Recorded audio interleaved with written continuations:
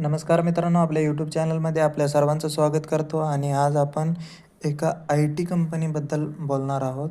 मित्रांनो, तुम्ही पण सर्च करा या कंपनीबद्दल इन्फिबिम अव्हेन्यूज आणि मला कॉमेंटमध्ये सांगा ही कंपनी कोणत्या सेक्टरमध्ये आहे. तर या कंपनीचा Q1चा रिझल्ट आलेला आहे आणि प्रॉफिट कंपनीचा 70% वाढलेला आहे. त्याचबरोबर board clear e-commerce tech transfer to Rediff for 800 crores.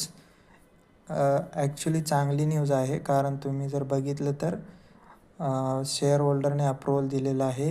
इन्फिबिम्स stake in Rediff will increase म्हणजे ते स्टेक 54% 82% वाढवणार आहेत रेडिफमध्ये.